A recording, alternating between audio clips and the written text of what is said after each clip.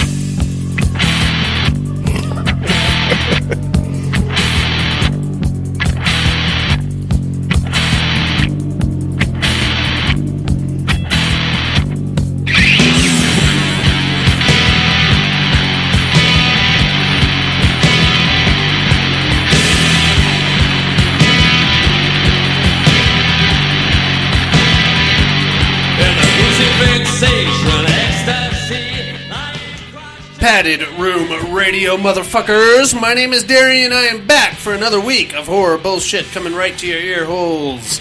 I'm not alone this weekend, mates. My main man Buddy's in the house. Hey, what's going on? He's done taking pictures of himself. Hey. You fucking clown. Hey. Let me put my pants back up. Yeah, would you please? Jesus Christ, we're trying to do a show here. What's up with you, my man? Just work. Just work? Yeah, that's really about it. Are you like fully up and running, or what's going on? Just about. Supposedly at 9 o'clock tonight, we'll be up and running, but we'll see how it goes in the morning. 9 o'clock. See how many orders we have. Yeah, probably. 9 o'clock when no one's there. Yeah, that's when that makes perfect sense. When they're flipping the switch. Let's kick it in when absolutely nobody is here to do anything. I love it. Chuck has also returned. What's up, Chuck? I am here. Hey. You did it again, man. Living on top of the world. I can see that. What's going on with you guys? Anything cool? No. No? Nothing at Are all? you kidding me? Yeah, define cool. Well, I mean, anything, really? Anything at all? No? Nada? Went to flat track races last Saturday. Okay. Yeah, that was a What blast. the hell is flat Yeah, track I was racing? just saying It's the a bunch exact of same motorcycles on a flat track going around in circles, and all Okay. different types, like 110s all the way up to, whatever, and You know what I mean? just dirt bike racing. You know, it'd be jumps? more exciting. Huh. Flapjack races. A flapjack. How fast can you eat a pancake? Right? Yeah. I'm down. I'm in. down. I'm Sounds out. delicious. What, you don't like pancakes? No, I don't like pancakes. Get fucked. Now, man. waffle. What about French What the hell's toast? the difference? French toast? Come on. I do like French toast, yeah. There you go. I'll eat anything, man. I will literally eat your face if you leave If it it's on the got coffee butter table. and syrup on it, Dude, I'm going to eat it. I'll yeah. suck your dick if you put it in buffalo sauce. Oh, really? That's all it takes? That's all it takes. I'm going to need a little bit of money for that. No, just buffalo sauce. But yeah, it was a lot of fun. The races were something else. In Auburn, next time around, they're going to have like the Harleys. They put on dirt tires on there and start messing around with Harleys. So. Very cool. Yeah. Wow. Very cool. Mm-hmm. That's awesome, dude. Yeah. I got some good news and some bad news. What do you want to hear? Both. Okay, I'll give you the good news first. Okay. Happy birthday, buddy. Hey, thank you very much. We had a huge party. Unfortunately, you were not invited. No. No. We like to celebrate Buddy's birthday without Buddy. Weird thing, I know. But That's my kind of birthday, I That's think. just how we do it. Actually, Buddy and my wife Daly share the same birthday. Yes. And normally we do a big birthday palooza thing. We get a cabin out in the woods. We go out there, get hammered, go to the lake, fuck around out Donner Pass area. And Buddy could not make it. Nope, I couldn't make it this year. Son of a bitch, and he couldn't make it last year either. Right? Next year it's on. Yep, I'm going to fucking abduct you, man. I'm going to throw you in the trunk of my car. Promise? Yeah, I will. I'll do it. Can you get me early? Like a month early? Sure. But we had, I mean, all things considered, we had a good time, but it fucking sucked because last week, screaming hot. Oh, yeah. 80s, 90s, weekend, 40s and 50s. Yeah. Raining up And at rain. the Donner Pass. Yeah, even the flat track races, they got postponed an hour for Yeah? it. Yeah. Yeah. We had to basically stay inside and play board games all day. Yeah. we did- Daly was saying the lake was closed. I'm like, oh, was. that totally sucks. We got to at least jump off the bridge. Yeah. We couldn't. They wouldn't even let us Man. park. We did go and explore the Donner tunnels, which was kind of cool. Yeah, is that cool? Is it graffitied to shit? It is, yeah. But that's kind of part of the allure. The Okay. train tunnels? Yes. Okay, yeah. Yeah. There was a really cool mural of Freddy Krueger. Oh, really? Yeah. Oh yeah, Nice. Badass. Very It's cool. funny, you can tell like all the shit murals because they are immediately tagged over. Right. But the good ones are like everybody just goes Everybody leaves around. old. Yeah. They leave them alone. Huh? Yeah. Oh, we can't do this one. That one's good. Yeah, that's a good one. Leave that. That You, one's all right. you can't throw shit on the Mona Lisa, you know? Well, unless you're an oil activist. Or Just whatever. jerk off to Yeah. it. All right. All right, you nasty. Anyway, we had a good time despite the fucking weather. We That's got our good. usual cabin in the woods going on. Next year, you're coming. Yeah. Son of a bitch. And Chuck might even come too. I'll abduct both I've got of you. nothing going on. I'll abduct Trust both me. of you motherfuckers. Hell yeah. You will come up there and you will party with us and vomit in a toilet like I did. Oh, you made it to the toilet? I did make I it was to going the to say, toilet. wow. Yeah, I made it to the toilet. Usually Wow. saw my feet. I don't think I was the only guy to vomit either. There was a vomitorium in progress. I like to go over the balcony. That's like my go-to. I was leaning that way, but I remembered how cold it was, so I did a U-turn. Oh, back to, yeah. It's warmer in yeah, here. but nearest available fixture. That's where I'm headed. If you're going to vomit, you want that heated toilet seat. Oh, yeah. I don't know about the heated toilet seat. That would indicate to me that somebody had recently sat on the toilet seat, and now I feel like I'm putting my face in somebody's If you don't asshole. see a plug anywhere, then yeah. That's why it's warm. Okay. I was thinking more bidet, so that way at least you could rinse your mouth out. Man, I tell you, I don't know if I should admit this, but I like a bidet way more than I think I should. I've never tried one. I haven't I'm either. afraid I would like it too much. I tried it once, and exactly that. I was like, that's why I'm wow, not gonna do it. I don't think I should like it that much. It's going to ruin toilet paper for me. Yeah, that's the only thing is, like, it's going to wet your ass, and what do you wipe it with? I mean, a towel. that's so There's weird. a towel there for you. So you share towels with somebody else? Just put the towel back when you're done? Or? Oh, yeah. I'm not doing that. Uh, If I see a towel next to the bidet, I'm not touching it. It's not going anywhere near me or my body or my butthole. It's a hotel that I used it at, so I assume they cleaned it before I used Oh, it. well. I know they didn't, but in my head I told myself they did. In the meantime, the guy he's sharing the hotel room with is wondering why his washcloth stinks so bad. that's right. All right, you nasty Trying to fucks. wash my face. It smells like ass. What's going on We here? got a horror show to do here, you immature pricks. Pretty sure we were just talking about a horror show. We got horror news, listener mail, all the usual stuff. I suggest we start things off with a little horror news, gentlemen.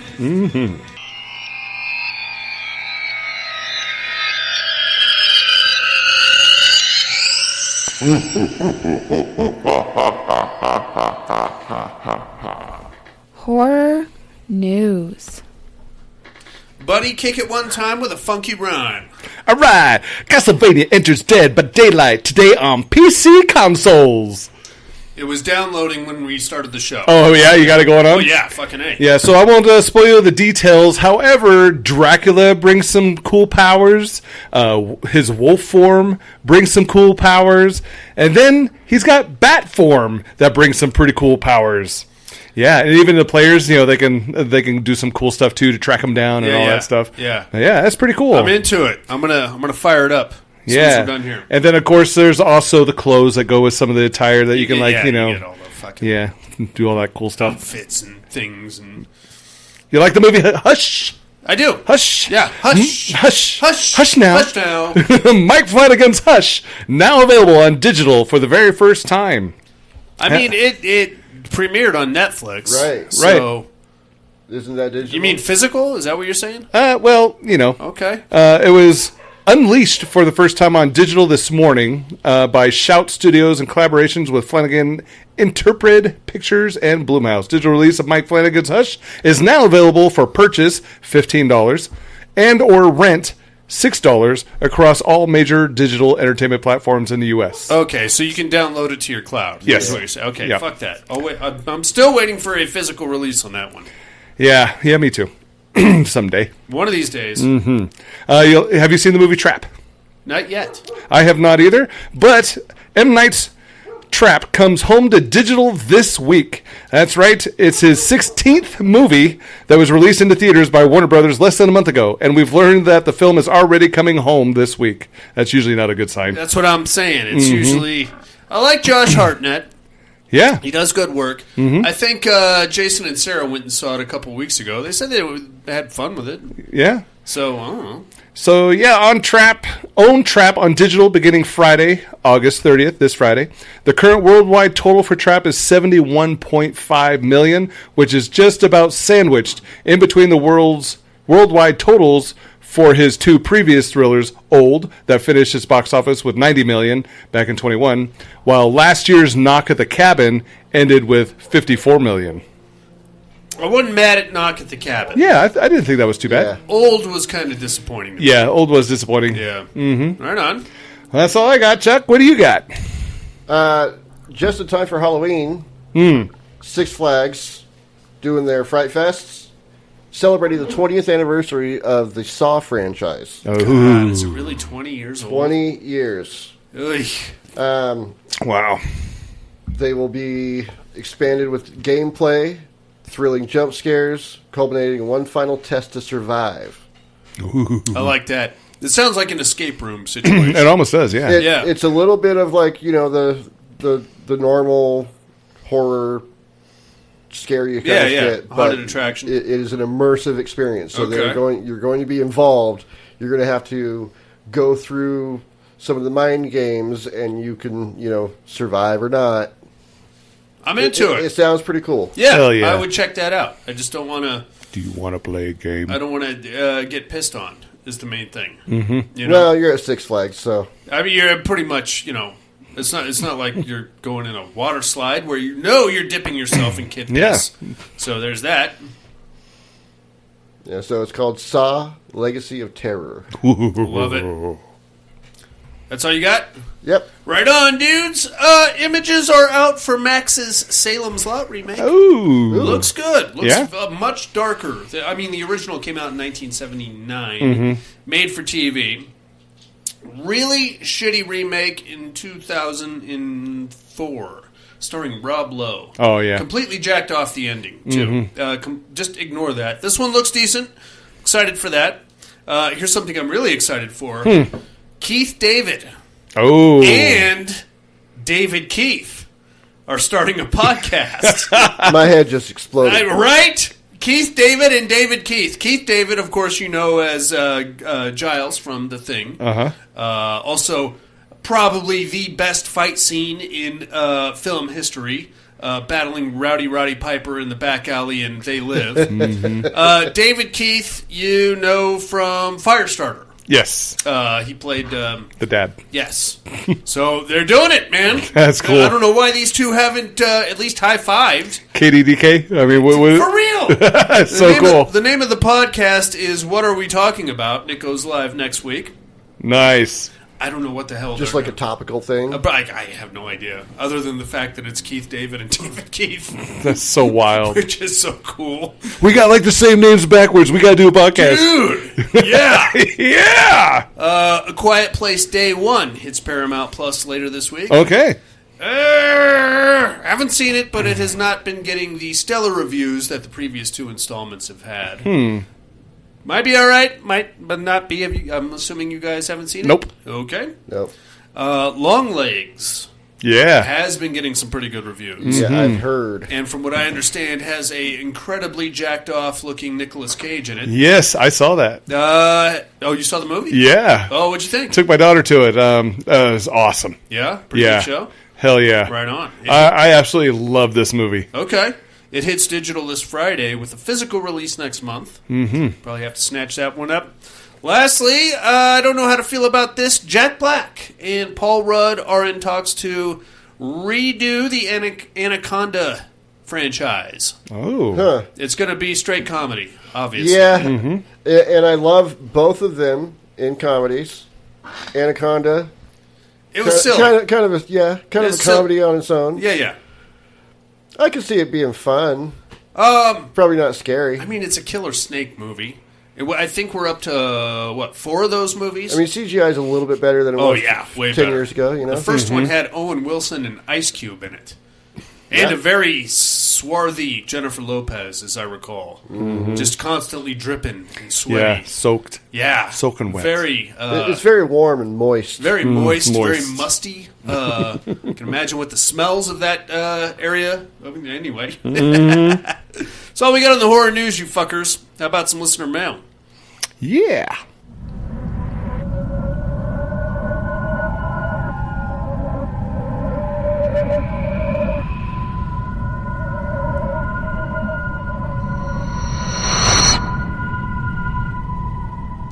Listener mail. Yeah, buddy. We got emails, voicemails, all kinds of things happening here. I say we start things off with the emails. Here comes, all the way from Sydney, Australia, our main man Tim is in the house. Hey, Tim. What do we got here? Horror for Dummies, Dummies of Horror. You know them, you love them. Don't act like you don't, all right? You're not better than they are. Subject line, Party with Pinhead. Also, I'm still horny, Darian. Uh-oh. What's up, legends? How is it this week? Before we continue, I want to wish Buddy, Alan, and Mrs. Brock a huge happy birthday for last week. Hope your week was unreal. Thank you so much. Yeah, ours was pretty cool. Yours just at work. I hope Alan had a happy birthday. Actually, I took the day off of work. Oh, did you? Yeah, my daughter wanted to spend time with me, so... Very cool. Yeah. What'd you do? Anything cool? Couple movies. Nice. Went and saw Long Legs? Long Legs and Alien Romulus. I heard that was really good. Dude. Oh, snap. Stay tuned. Okay, here we go. Okay, let's get to it. Meat Hook. Parties and horror. This one is tough as there are a lot of horrors with parties in them. Jaws, for example, starts with a party, but I will go with these three. Number 3, Trick or Treat, the huge town party. It's a good one. You know, that's an actual town, and they actually go do that party on Halloween. Oh, that's cool. We have to go there. Yeah. Dude, Yeah. we got to do it. What is it, like Massachusetts or something? It's, but I want to say either Illinois or Ohio, somewhere in the Midwest. Okay. Yeah. That'd be a blast. Fucking nuts, dude. Number 2, Freddy vs. Jason, the cornfield party with the rapey glow sticks guy. Oh, yeah. That was a little unsatisfactory. Number 1, Carrie, the prom night. It's kind of a party. Yeah, I get the prom. Yeah, prom, party, yeah. Party enough. Terradome, Pinhead versus Maniac Cop. Buddy, sorry, man, it's Pinhead. Maniac Cop has no chance. I don't know that that's true, Tim, but whatever. Pinhead it is for Tim. Right on, Tim. Darian, are you a racerhead? Yeah, you got me. Appendage or basket case in modern times. The film was fun. I enjoyed it, but it wouldn't be a film I would rush out to revisit. That's all for me, guys. Much love to you all, team. Thanks, Tim. Right on, Tim. We'll get our thoughts on Appendage later on in the show. Mm-hmm. You got me on Eraserhead. I love that movie. Why? How? How do you love that? But why would you love the hair. It's just the hair? Yeah. All right. This gets really weird at the end. Okay. It gets the really end? weird in the first 10 minutes, and then it just builds on the weirdness as it goes. Well, the And point of it was to be weird. Uh-huh. to this day, David Lynch will not say what that movie is about. Yeah, I can tell you He either. just says it's personal, and he walks away. All right. Good for you. Before he watches it, or... Well, he made it, so I don't know. Right on, Tim. Thanks for writing in. We got some voicemails coming at us, bros. All right. Let's kick things off with our main man in Alabama. Alan's in the house. Hey, Alan. Added room, what's up? What's up, dude? Hope everybody's doing good. Terradome gives me, crap, I don't remember who the Terradome. But my Meat Hook, the party movie, Yeah, bud. I'm going to go Night of the Demons, Yeah. Return of the Living Dead, Okay. and this movie called Stitches. It's Oh, yeah. Oh, yeah. Clown Irish. that I really like. Mr. Darian, you are a racerhead. You got me, and too. I got a joke for Deacon, I guess. Okay. Why was the pepper not a good archer? Because he didn't habanero. I'll call Habanero. Bye. Waka waka. I will tell him that as soon as he gets back from football practice, big dog. Thanks for calling. Well, Alan called back. He's got something else on his mind. I'm going to go Maniac Cop. Okay. All right. Cordell couldn't figure out the puzzle box, and also the whole thing of, Pinhead's really not that interested in anybody unless they open the box. Very true. What did I watch? I watched Young Guns 1 and 2.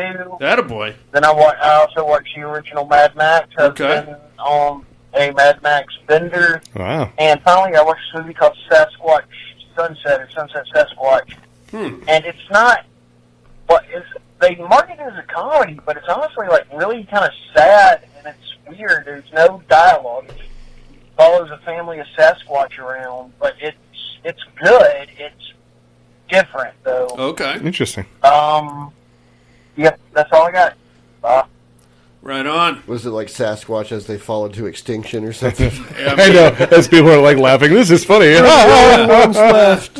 Oh, there's another one. Get a picture. Oh, no, it's still blurry. No, Mickey Mouse. No, Sasquatch. I don't know if I'm going to catch up with Sunset Sasquatch there, Alan. Sounds kind of depressing. Right. When was the last time you guys have watched the Young Guns movies? Oh, man. Been a while for me. About But 10 years. I got them both on Blu-ray like a year ago. They hold up? Well, my son went on this whole Billy the Kid rant, and he wanted Nice. he had to write a... They're actually fairly historically accurate movies. I like Tombstone. I like Tombstone, too. Maybe, but they don't really hold up. I mean, no? No. I mean, See just the size of that watching goddamn cockadoodle-doo? Yeah. No, man. I mean, Emilio Estevez really turns it up to 11 on the Emilio meter. Emilio! I was like, Emilio! I don't know, just...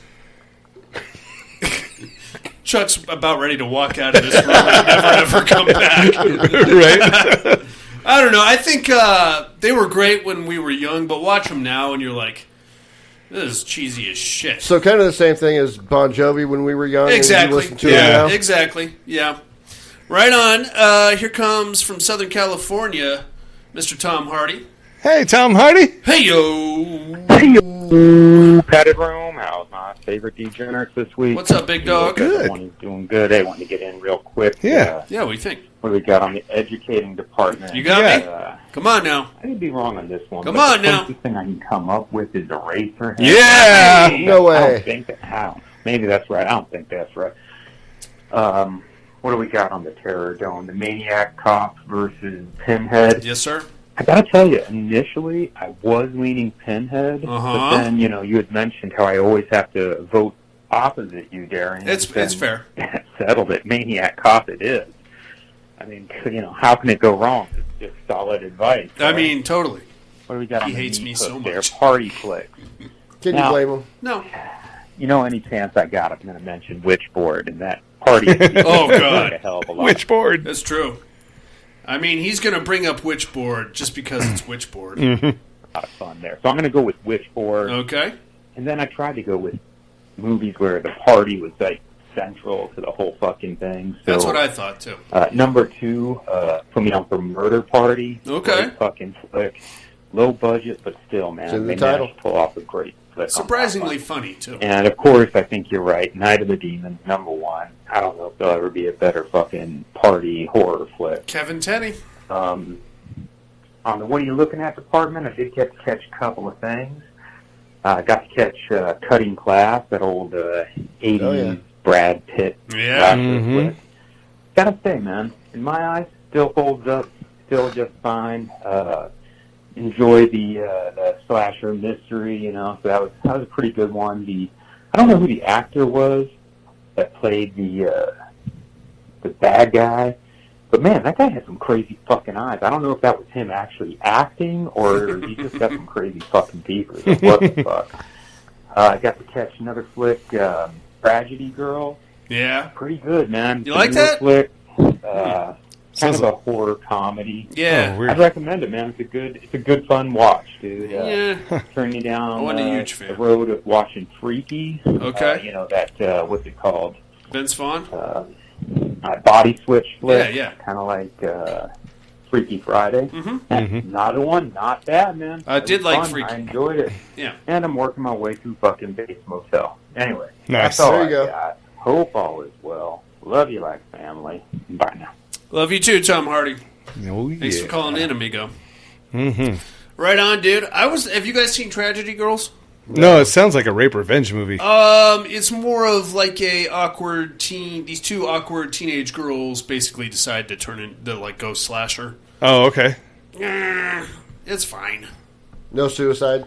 No, just Okay. they get some cool mess and start cutting up all the girls that messed with them Because they had a rough life. Yeah, and then the guys that rejected them, and Oh, my Yeah, fuck gosh. them. I think it's supposed to be more of a social satire kind of a thing. Uh, I wasn't a huge fan myself. Right on, dudes. That's all we got on the listener mail. You guys got anything for Alan, Tom Hardy, or team? Thanks, everybody, for calling and writing in. You guys are Thank the you. best. How about a movie? Best.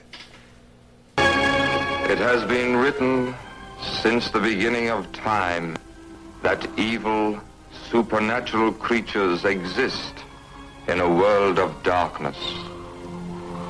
And it is also said, man can call forth these powers of darkness, the demons of hell.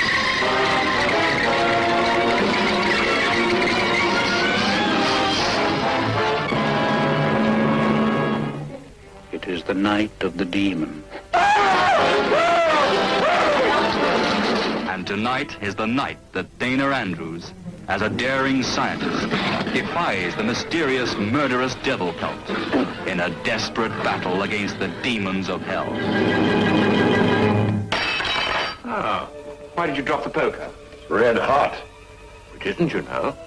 Oh, my boy, you're as pale as death. There was something in here. He has been chosen. I've been chosen for what? What do you mean? Today I found all the pages of my desk calendar torn out after October the 22nd. I know why. He died on the 22nd. John, what's the matter? The same thing happened to my desk calendar after the 28th. The frightened girl. The master of witchcraft. You will die, as I said, at 10 o'clock on the 28th of this month. Your time allowed is just 3 days from now. Skeptical? Don't make up your mind till you see this masterpiece of macabre magic. Because, after all, evil supernatural creatures really do exist.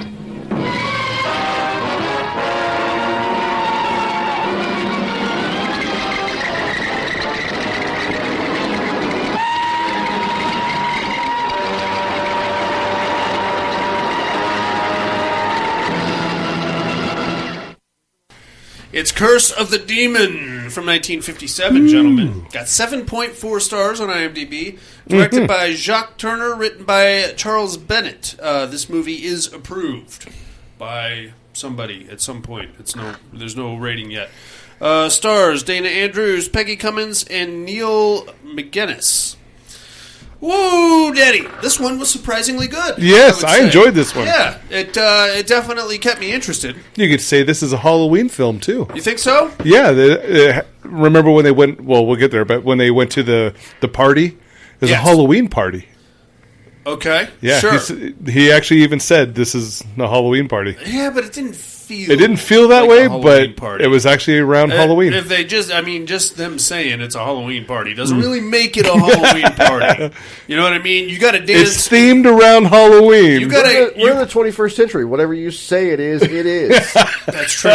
Yeah, that's true. You got to get drunk and dance in somebody's bathroom and put it on YouTube and Facebook, I think that's the criteria for me for a Halloween party. We are in jolly old England, gentlemen, and we're going to start off with a high-speed vehicle rushing through the English countryside on the way to a stately English manor. Yeah. Pretty cool. Guy gets there, he pops out, he runs inside, he confronts the dude that lives in the manor.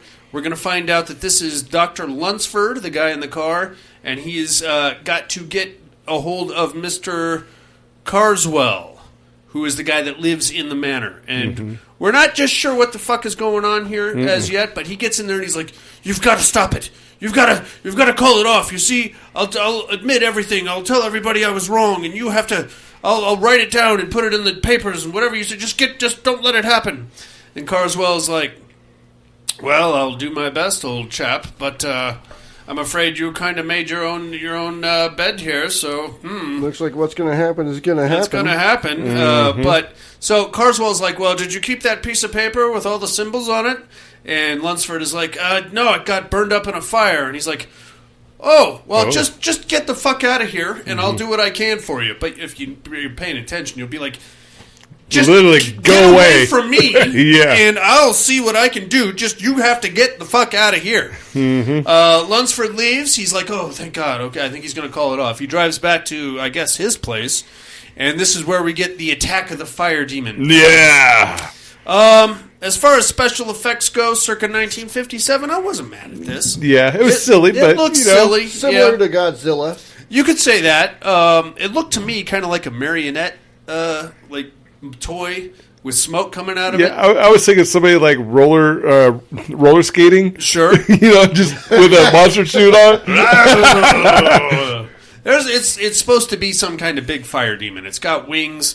Kind of looks like a pig bat thing. Yeah, a little bit, yeah, kind of a deal. A little bit, yeah. Of course, Lunsford is terrified of it. He tries to get away from it. It's kind of cool the way it appears because there's like a big cloud that shows up in the sky. And then the thing comes out of it, and it's kind of transparent in a weird way, and it kind of stumbles towards you, and it's very scary to whoever sees it. And then Lunsford runs around and basically trips on some power lines and gets electrocuted. Yeah, it looked like he was trying to run on the power lines. I don't think... could be. I don't know. Yeah, he knocked it over, hit a big out of the car, and started climbing on the power line. It didn't make any sense. Sparking lines. Yeah. So Lunsford is dead. Now we cut to the United States, where we have our own Dr. Holden, who is some kind of a debunker of mystical and magical things. Parapsychologist. Yes. But really, he's kind of just an asshole. Is the way I see it. Bit of a douche. His whole scheme is that he goes and finds mediums and hypnotists and mystics and basically anybody that sounds cool and tells them how full of shit they are. Oh, okay, I'm on board. I mean, it's kind of a douchey thing to do, especially if people are buying into it. Just let them go have their fun is what I say. But he can't have it. So after the news of Lunsford's death gets back to Holden in the United States, and there's this these rumors of this devil-worshipping cult over in England, he's like, well, I'm going to get to the bottom of this, see? So he gets on an airplane and comes over, and he's one of those fucktards that has to lean their seat all the way back on the airplane. Come on, man. Why is it leaned back then? Well, first off, planes don't have those seats anymore. Thank God. Oh, no. That removable tray? Fuck you. They do in first class. Stab somebody in the tell nuts. You about it. Yeah. He bangs into a hot chick, and she's like, can you get the fuck off me? I'm trying to go to the bathroom. And he's like, well, I'll get right off of you, see? And then he touches down in England, and he meets some of his scientist friends where we get to go over the facts of the Lunsford death and the Carswell cult. Now, apparently Carswell has a cult of devil worshippers. Throughout the rest of the movie, you never see the cult, any of his followers. It's just like a party trick magician. It's just him and his mom, really. And, pretty much. And some kids that he puts on a clown show for. But apparently there was at one point a cult, or at least some dudes that were listening to him. And there was one farmer that somehow ran afoul of Carswell and got the curse of the fire demon. And when he saw the fire demon, he somehow managed to live, but slipped into a catatonic state because he went completely insane and is now just basically a vegetable, and he's in a home for the criminally insane gentlemen. So that's pretty scary stuff. Whatever the hell Carswell's up to, he's hurting people, and he seems like a pretty nasty guy. So Holden gets there, and he's like, well, I'm going to do some research on this fire demon, see? I need to get to the library and look up some books on fire demons. I got to tell you, you're really nailing his dialogue. The 1957 dialogue? Yeah. That's pretty much how he talks. Yeah. And then I'm going to have sex with some of these young ladies because I'm a man. These broads, these dames. He goes to the library, and he's wanting to look up a particular book about devil worship and fire demons. It's like a 400-year-old book, and they're like, hey, dude, you can't just come in here and ask to see that book. It's very rare, and by the way, ours got stolen, so you can't have it. So he's like, all right. Some other old guy bumps into him and will recognize him as Carswell. Yep. And he's like, oh, you're looking for that book, huh? Why don't you come on over to my place? I got a copy of my own. So Carswell gives him his business card, and Holden is like, all right, oh, you're Carswell. You're the guy I'm trying to bust. And he's like, yeah, well, you don't have to do that, but if you can keep an open mind, come on over and you can check out my book. And then Holden gets all kind of woozy in the head, and it says on the card something like, this expires in 2 weeks. In 2 weeks, Like yeah. 14 days allowed. Yeah, something like that. But then he like holds it up, he drops it, and then he picks it up again, and it doesn't say that It's anymore. gone. Yeah, and he's like, oh, and like the screen gets all wavy as Carswell leaves. Music's very dramatic. Totally. Bum, bum, bum, bum, bum. Scary stuff. Now, at this point, Holden is pretty sure that either there was some kind of a chemical compound on the card which gave him the tripsy-doos, or maybe like a disappearing, reappearing ultraviolet agent that made it reappear and disappear. So he takes the card and he hands it off to his friends at the university, and they do like a chemical test on it. Comes back clean. Yep. All right, scary stuff. Now, about this point is where the hot chick from the airplane pops back on the scene. Yeah. Come to find out, that's actually Lunsford's daughter. So She's kind of hot. it's okay. With a Peggy comes- coinkadink. Yeah, shocking that. And if you didn't know, in 1957, if you want to bang a chick, all you got to do is crank the thing back on your seat and slam into her thighs. Yeah. After that, you are entitled to have sex with That's her. right. You should Whether try that on the airplane. Turn you she on, wants baby. to- Get out of Does here. that make you horny, baby? No, it does not. No. Nope, not these days. Absolutely not. It's kind of Everything makes me. a dick move, except for Chuck. He likes it when you're rough with him. That's right. So that's kind of crazy. So at this point, he hooks up with Lunsford's daughter, and she's like, "I'm here to see what's going on with my father's death. It was very mysterious, and I want to know what really happened." And Holden's like, "Oh yeah, well, what happened was your dad veered off the road and smashed into some power lines, and then got electrocuted." Mm-hmm. And Let's do it. she's like, no, I went through all of his papers here and his diaries and stuff, and it says right here there's a fire demon chasing him and all this weird shit with the Carswell cult. And he's like, it's all horse shit, man. It's all horse shit. In fact, I got Carswell's address. How about I'll go talk to him, and we'll see what's going on out there. Yeah. So off they go to Carswell's place. They get there, and they decide to separate. Holden is kind of like moseying up the bridge, and he happens upon a child's birthday party. Or no, it was a Halloween party. Halloween party. It was a Halloween party. You're welcome. Hey! Buddy paying attention over here, everybody. Look at him go. It's one for Buddy. One for Buddy. And it seems like Carswell's a good dude, man. He's like making balloon animals and doing puppet shows. He's got his face all painted up like a clown. And he's, Yeah, I would say probably a little bit like an Ed Gein kind of clown. you think so? Yeah, a little creepy Maybe looking. more of a Gacy kind of a Yeah. clown. Yeah, that's what I meant. Casey. Yeah. Yeah. A little bit of booze. Well, that's okay. Everybody's having a good time. Yeah. He spots, It looked fun for kids. Yeah, they were having a great time. He spots Holden up there on the bridge, and he's like, hey, there's my man up there. What's her name? Lunsford comes over, and Carswell happens to live in this palatial estate with his mom, who's giving out free ice cream to everybody. Okay, seems pretty wholesome so far. So Carswell and Holden go walking off into like the estate, like the yard, woods area, and they're having this big, long, deep-seated conversation about keeping an open mind, and people believe in things they can't see, and, science isn't the answer to everything, and this goes on for like 10 minutes. And they're just going back and forth about what a closed-minded fuckface you are and how you're full of shit, and eventually a giant windstorm kicks up. Yeah, that was so weird. Almost like he made it happen. Like, Yeah. don't believe in things that people say to you, but what actually happens. And then, as he's saying that, the wind comes through, and he has that look like I created this. See this is power, fuckface. They go running inside as like all the party stuff goes flying everywhere, and the kids go hauling ass too because they don't want to get blown away. They go hauling ass inside, and he's like, "Oh, by the way, you still want to check out that book? I got it for you." He sits down and starts reading it.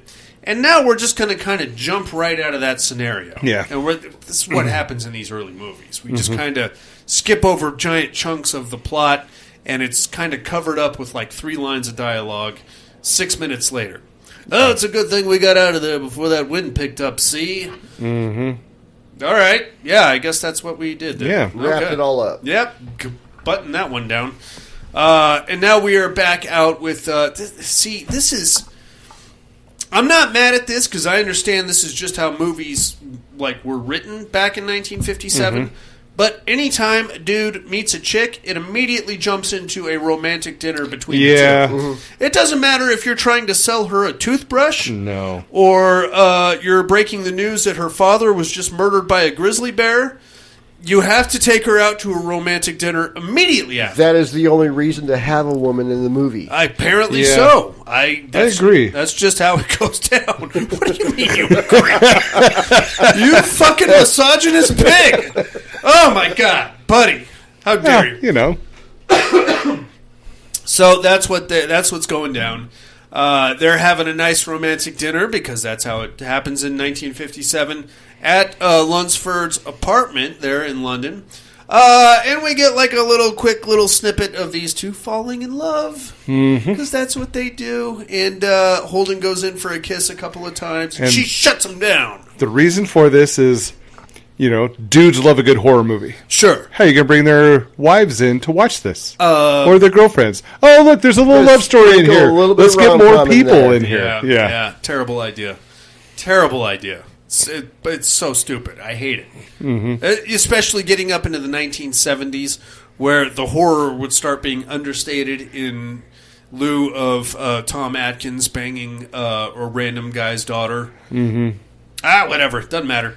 Anyway, they're having a nice romantic dinner, and they're going over the notes of Lunsford's daughter found in her dad's desk. Out pops a strip of paper with a bunch of Viking runes on it. Yeah. What is that? Let me see it. Oh, get it. And then the wind picks up again, and it blows it right into the fire, and whoosh. That piece of paper was running away from them. And if you're really paying attention, you can see the strings? Fishing line as it's pulling it through. Yep. Well, that's fine. Yeah, when it chasing it, and then, there's one on each side, they're whoa.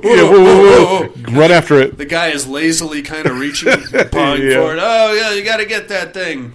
It goes into the fire, and then it burns up, and they're like, what the hell was that? I don't know. Well, she checks her dad's notes, and it says that something was passed to him, and ever since then he's been having visions of the fire demon, and it's scaring the piss out of him. Not saying that's it, but there's a pretty good chance that's it. Yeah. Cut to a day or two later, we get contacted by Lunsford's mom. Strange. She is terrified, and she needs some... She's terrified for them. She thinks that... or not Lunsford's mom, Carswell's mom. Right. Yeah. And she is terrified for them, but it's okay. She set up a meeting with somebody that can help. So Lunsford reaches out to Holden. They go over to a random house somewhere in England. I thought it was a trap. I thought it was too. I thought they were gonna. Well, I guess I don't know what the fuck the point of this whole sequence is, but they go to this house, and Lunsford's mom's there, and she's like, "Oh, do come in. My friend Mr. Meek will be here soon. We're going to have a seance, you see." Why? What the fuck is the point of this? All right, and of course Holden's like, "Oh, here we go with this fucking horse shit." Lunsford is like, "Oh God, Jim, they're just trying to help. We have to sit through this." So in comes Mr. Meek. He's like this little old guy. He's like, "Oh, good to see everybody. Let's get this seance going."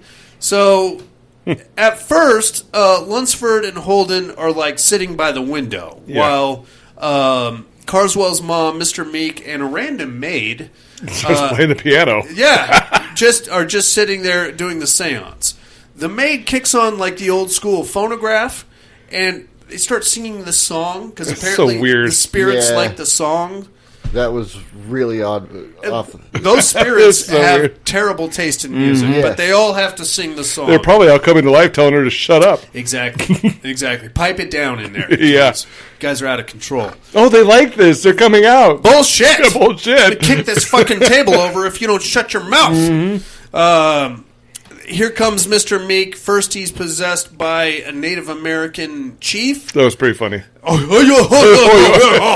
Then he's possessed by a Scotsman, and he's like, "Hey, welcome, a friend of theirs. Yeah, welcome, old chaps. Come sit by the table." They're like, Holden is like, "This is complete fucking nonsense. This guy is a dropout of some acting school, and now he's running us through his little talent show of impressions." Yeah, and I get it. It's fun. You're right. It's probably horseshit. But it seems like everybody's having fun, right? Yeah. I would sit through his voice talents just to see what the fuck he's doing. Maybe not the starting of the singing, but... Yeah, I mean, that's got to stop. We got to cut that shit off. Yeah. That's how you lose money. Exactly. That's when I want my money back, because I don't want to listen to these old bags pipe crooning. And basically, Holden's like, all right, we're out of here. So he grabs Lunsford, and they go back in the car. Mm-hmm. Everybody's like, no, stop! You can't disrupt the medium while he's in a trance. It's you're gonna hurt him or something. And he's like, all right, you fucker, we're out of here. So they get in the car and go. About this time, it becomes evident to them that because they touched the piece of paper with the Viking runes on it, they're now in danger. So the thing we didn't touch on is the fact that Mrs. Carswell said that her son, Julian Carswell, who is the cult leader, apparently, is out of town. So we get the brilliant idea that we're going to go to his palatial estate, break in, and steal the fucking book. Yeah. These two fucking commandos in their three-piece suits, smoking cigarettes like fucking chimneys the whole time, are going to do some covert ops, fellas, in 1957. While not at all being covert. No, of course not. No. Rolling right up to the front gate and just walking right through like they own the place. So they get there. Of course, the first thing you want to do is split up. Yeah, obviously. Send the 90-pound blonde off into the woods by herself while you go around the back. Mm-hmm. And that's exactly what Holden does. Goes around the back, breaks into the palatial estate, finds his way into the study where all the books are, sees a house cat just kind of perched on a chair. He's like, oh. This scene was great. Wasn't it, though? Pretty little kitty there. Pet you here for a minute. Pretty little kitty. And then he turns around, and then he comes around the chair, and the pretty little kitty is now like a leopard? Yeah. Some kind of a giant jungle cat. Yeah. And it springs at him, and then we, of course, in 1957, we get a nice shot of... Dana Andrews wrestling with a stuffed animal. Yeah, an obvious stuffed animal. Yeah. Oh, he sold the shit out of it, though. Oh, yeah, he did. He put some cardio into that scene. He was like, yeah, get off! He was shaking that Don't shit you like get a the baby. fuck off me! It's like kicking it and punching it. Eventually, Julian Carswell, the son, comes in and he's like, oh, God damn it, just calm your ass down. That's just a demon that I put there to guard my books. Now, Julian, whose home has just been broken into... He's nonchalant about the whole thing. Very cool with the whole thing. Yeah. I expected him to be there. Yeah, of course. Good for him, though, because the leopard pussy demon was there to protect his books. That's right. Yeah, so... Which immediately turned right back into a cat. Absolutely. Right back to the little house cat. But it tore the sleeve of his coat. Oh, fucked him all up. Mm-hmm. Yeah, fucked him up. This part is particularly stupid, but we just have to roll with it. He's like, all right, well, you broke in here to steal my book. I tell you what, why don't you just take it? Your best bet is just to go out the front door, right down the driveway, back into your car, get the fuck out of here. Yeah, I'll even leave the lights on for you. No, I'm going to go through the woods. Yeah. Well, what he the said, dark, dangerous woods. What he says is, the one superstition I have is that I go out the way I came in. Right. All right, that's fine. So instead, he goes and climbs back out the window and goes traipsing through the woods, completely abandoning Miss Lunsford. Yep. She is still somewhere bitch. out in the woods doing something, maybe in the house, maybe chained up in the basement. I think he was getting lost, too. That bitch is on her own. Oh, yeah, he got totally fucked up down there. Yeah. He's out there running through the woods, and now the big poof, cloud, smoke thing appears. And here comes the fire demon. Arrah, arrah. Sounds a lot like the mountain lion from Birdemic. Arrah, arrah. As it traipses down, and he's like, oh, shit. He starts hauling ass out of there, trips a few times. Eventually makes it back to the road before the fire demon can get him, and then the fire demon just kind of fucks off back into his cloud. Well, that fire demon doesn't seem to have a whole hell of a lot of mobility. He's got a bad back, is what it is. Yeah, and some bad smokes knees. a lot. A lot of smoking. You know, he's really hoping that you come to him. Yeah, that's the best way to go. That's right. Or like most of the people that die in this movie. You happen into an accident to get away from it. Oh, you made it easy. Oh, thank God. I was about to ready to turn around and go back. I did not want to work for that. Anybody else need a cigarette? Just me? Okay. So after that, he gets back in the car and fucks off, completely abandoning Miss Lunsford there in the woods. Cut to a couple of days later. We are now putting together the pieces of the puzzle. And what we think is, so if I'm understanding this correctly, and I could be completely off base with this, what we kind of boil this thing down to is a form of hypnotism that is activated by the Viking runes on the parchment. Now, there's nothing real to substantiate that other than Holden's half-assed theory that he kind of shoots off the cuff at the Scotland Yard detectives. Mm-hmm. But because we don't have anything else to go on, we're just going to roll with that. Right. So that's the good news and the bad news. The bad news is that Holden saw the Viking runes on the piece of paper before it flew into Lunsford's fireplace, so he's now afflicted with it. Mm-hmm. When Carswell talked to him in the study, he said, "You're going to die on October 28th," and he told that to the Professor Lunsford that he was going to die on October 22nd, and sure as shit, the guy died. Mm-hmm. So we're now creeping up on October 28th. Holden, despite being a hard ass, is now starting to get a little bit nervous about things. Yeah, you can tell. Yeah, and he's changing his tune a little. Maybe wants to get the fuck out of England and be away from everybody in it, and just whatever. He's still not going to cede anything to Carswell about magic or anything like that. But he hooks up with Ms. Lunsford, and they decide that what they should probably do is track down the catatonic farmer guy that survived the previous fire demon attack. Yeah. Now, if I'm understanding this correctly, gentlemen, and I could be completely off base here with this, we track down the catatonic farmer. We load him into some kind of a lecture, surgical theater seminar situation. Yeah, gotta have an audience. And we dose him up with methamphetamine. Without handcuffing him or anything. Why wouldn't you? Just hit him with meth. See what happens. Yeah. Well, exactly what I expected to happen. Yeah. He jumps up, freaks the fuck out, and goes hauling ass right out of the theater. Yeah. They're like, whoa, dude, we gotta hypnotize you to try to find out what the shit happened with the fire demon. He's like, oh, no. Starts just running amok there in the theater. So screaming. Of course, as one does on methamphetamine, from what I understand. They tackle him, they chain him down, and then they hit him with another dose of meth. Mm-hmm. This time, he breaks the restraints and jumps out of a 4-story window and kills himself. Yep. Shocking. Yeah. All right. Tragic. Well, I guess that's what happened. Yeah, but nobody gets in trouble for it. No. It's just like, that's too bad. I think those restraints were bad. Yeah. I think that's what the problem was. Yeah. That didn't have anything to do with the meth that we gave them. None whatsoever. This is pharmaceutical grade, top of the line methamphetamine. It's Nazi meth. Absolutely. Yeah. They give it to kamikazes. He did that to himself. Clearly, he was depressed. Yeah. And we should have looked into that. So that's pretty gnarly. The fuck that settles, I have no idea. But now, excuse me, Holden is like, fuck, okay. While I was here fucking around with this guy, Carswell somehow put his hypnotism into Miss Lunsford, abducted her, and put her on a train. So he goes hauling ass to the train station. Luckily, he gets on the train just as it's leaving the station. What Carswell doesn't know is that there's like 5 or 6 Scotland Yard guys already on the train. They've been staking him out this whole time.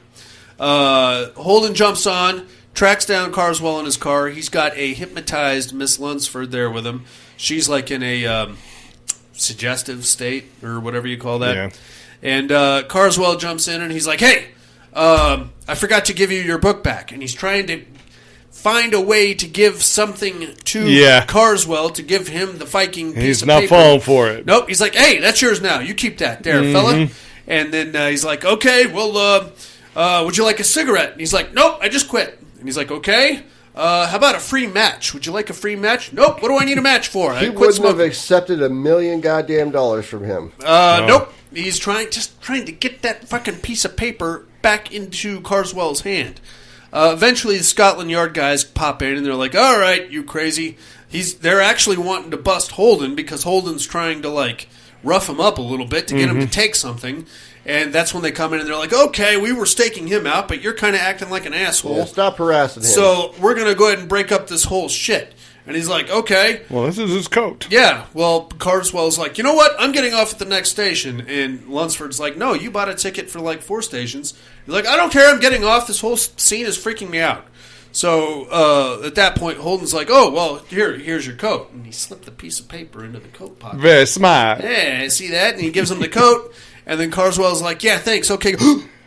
I know what you did there. You motherfucker! And he reaches in his pocket, and there's the piece of paper with the Viking runes. He's like, ah, shit! And the Scotland Yard guys are going, it's a piece of paper, you fucking asshole. Calm your ass down. You don't understand. And then the wind the wind blows the piece of paper out of his hand. And then the chase scene begins. And then you can see the paper again is running away from them. The fishing line. Yep. Pulling the... On both sides. Oh, yeah. As he fucking weakly paws at it as it goes down the train tracks. He gets out there and he's chasing it. And now here comes the big poof cloud. Oh, and yeah. the fire demon coming at him. Too late. Unfortunately, the piece of paper just kind of bursts into flames. Yeah, so, right by the railroad tracks. Yeah, so now he's fucked, and here comes the fire demon. And this time, the fire demon actually does something. It like picks him up and like paws at him. Yeah. It looks like he was spanking him. Yeah, a little bit. You've been a bad boy. Bad boy. Get back, and then throws him down. And then, of course, nobody but Carswell saw the actual fire demon because they were all fucking around in the train. Train comes to a stop. They get out. They see Carswell's mangled body. They're like, oh, shit, look at him. He got hit by a train, the crazy bitch. And then Holden's like, you know what? I don't think I want to know any more about this. So let's get out of here. Him and Lunsford haul ass, and that's the end of your movie. Yep. Yeah. Better that we don't know. Better that we don't know. Yeah. We'll call it a train accident and not a fire demon for sure. What'd you guys think of Curse of the Demon? I really enjoyed this. It was like it. a remake of It Follows, the other way around. So instead of the ticket, they passing the ticket around, they got to pass the sex around. Yeah.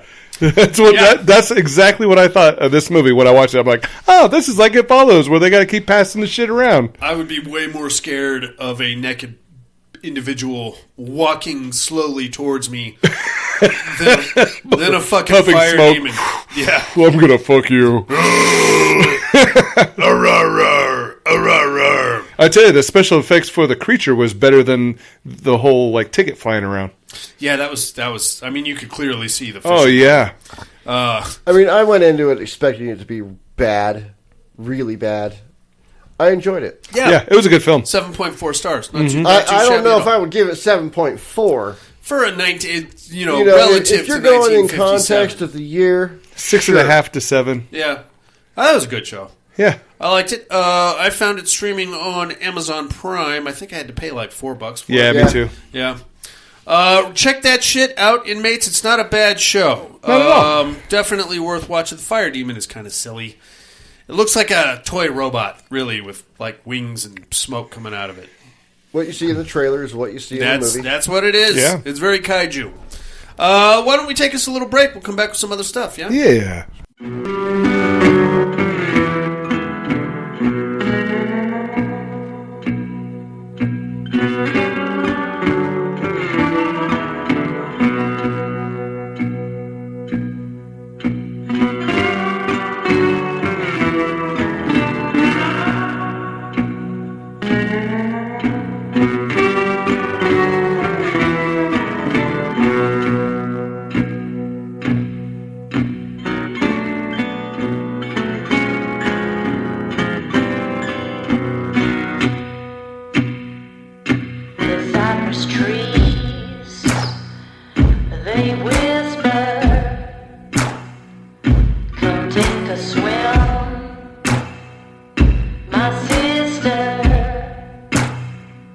Come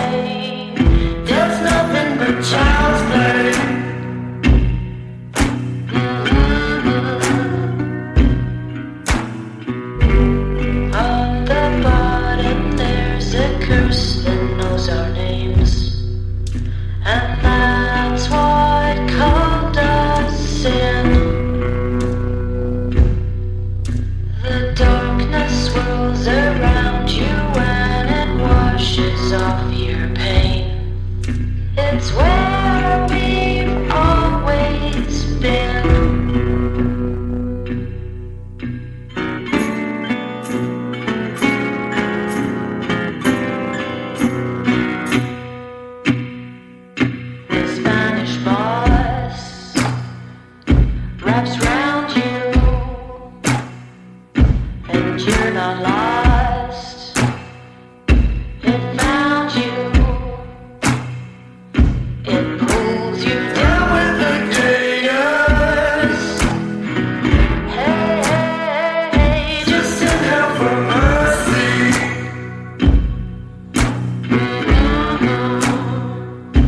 Well, you know what they say. Let's go like a Sunday.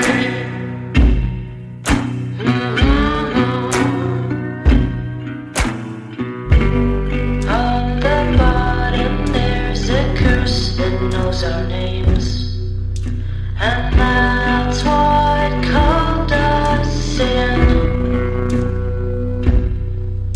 The darkness swirls around you and it washes off your pain. It's where we've always been.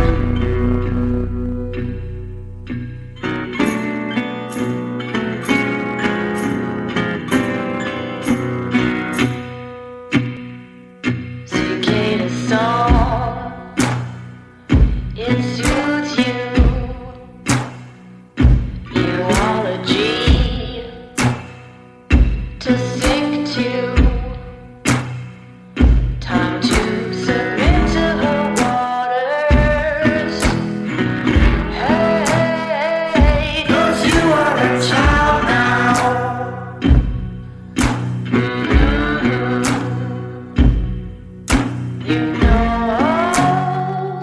You know what they say. Let's warm like a sun ray.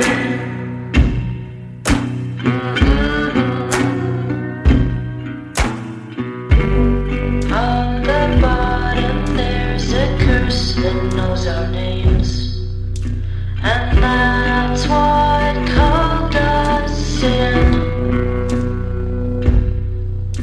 The darkness swirls around you and it washes off your pain. It's where we've always been.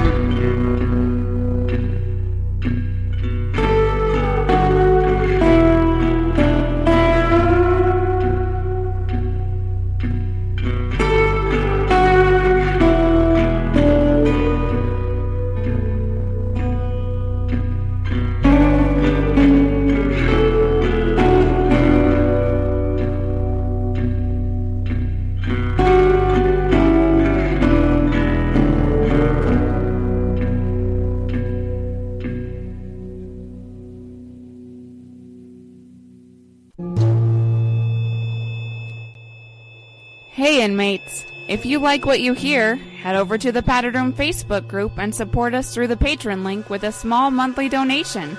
Check out the T-Villain link at paddedroom.podbean.com and grab some t-shirts.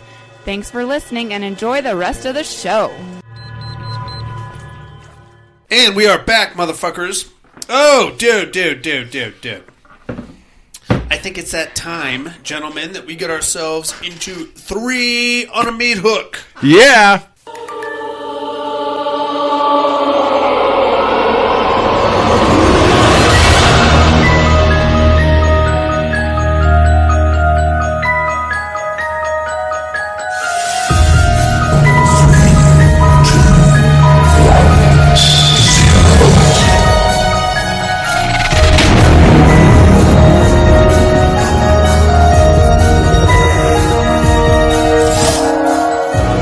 Three on a meat hook. This week's meat hook, top 3 cult movies.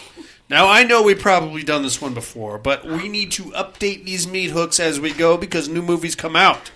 So, buddy, why don't you hit us with number 3, big dog? All right, number 3, The Wicker Man. Nice. Original or remake? Original. Okay. I'm okay with the remake. A lot of people hate the remake. The bees, man. The bees. The bees. The bees. No, the original for me. Yeah, Christopher Lee, dude. I think that's the deciding factor right there. So, a lot of people will tell you that Midsommar is basically a remake of The Wicker Man. I don't think so. There's a lot of similarities, I'll say that. The end-all, be-all, though, is like kind of... it gets deeper into the Summer Isle tradition, I guess, and the folk traditions of that region and how they can easily turn deadly. Yes. But I'll tell you what, when that after the elderly couple jump off the cliff and they get smacked in the head with the big... Because they still lived? The big sledge. Oh, my gosh. Boom! Ruthless. We'll get there. Blow your melon right up, dude. Really, I'll go to the top of the cliff and then I'll put a gun in my mouth. I think that's the best way to do it. Yeah, I don't want to jump off. I'll puss out. I'll be honest with you. I'll get up there and be like, hey, I thought there was water at the bottom of this. You know, I think that retirement home is accepting new patients is pretty gnarly. Chuck, how about number 3, dude? I'm actually going with Midsummer for number 3. Oh, very nice. I really enjoyed that movie. I would like to see that movie, I think, on acid. I think it would trip me the fuck out. Okay, which brings me to my favorite part of that movie, after they all take mushrooms and the one kid is like, hey, can we all just lay down? What are you guys doing? Lay down. Stop what you're doing and lay down. That's good times. Yeah, dude, that's a really good show. Ari Aster's not his best, but still a really good show. Oh, yeah. I don't know, dude. Banging all those chicks in it. Oh! Yeah. Oh, yeah. Oh, yeah. It's pretty gnarly. Yeah. Dude. And, wait, is that my man in there? Oh! I kind of want to play the spinny game just to see how I do. Oh, yeah. You know, I guess only ladies are allowed to do it, but I'd still like to see. You know, we should do the spinning game. Well, different kind. I'm going to throw right up. Dude. I'll vomit. Next year. Tahoe. Yeah? Put a baseball bat. Oh, no. You're going to run into a tree. You're not going to want me to play that. Right on. My number 3, a little film. This one's actually more of a ghost movie, but it does involve a cult. Okay. The Last Shift. Oh, yeah. Okay. That is a badass movie. That is a Love great that movie. I have not seen the remake yet, and from what I hear, it doesn't live up to the original. I buy that. Yeah. I'll agree with that. So you saw the remake, didn't Yes. you? What's it called? Varnum or something like that? Yeah, something like that. It's definitely not nearly as good as The Last Shift. I'm going to stick with The Last Shift, dude. Yeah. Haunted police precinct. Mm-hmm. Poor young lady that has to stay there overnight before they close the place down. Excellent cover. Dude, the guy with the pentagram carved into his face. Yeah. Fucking A, bro. Man. Yeah. How about number 2 there? Number 2, The Sacrament. I thought about that. There you go. I thought about that. Yeah. There are a lot of really good movies with cults. It was tough coming up. And they're believable when you watch these. Like, fuck, I could see this happening. Well, The Sacrament basically did happen. It just reinforced the fact that I want to start a cult. Go right ahead. What are you going to call it? Yeah. The People's Temple of Reno. Oh.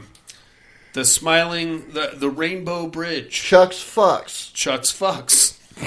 Sounds more like a flag football team, but yeah. I don't know about that one. It's a cult football team. You need something that's like welcoming and warming. Yeah. You start off with the flag football team, and then you turn it into a cult. Okay, well, you're going to have to work on your approach.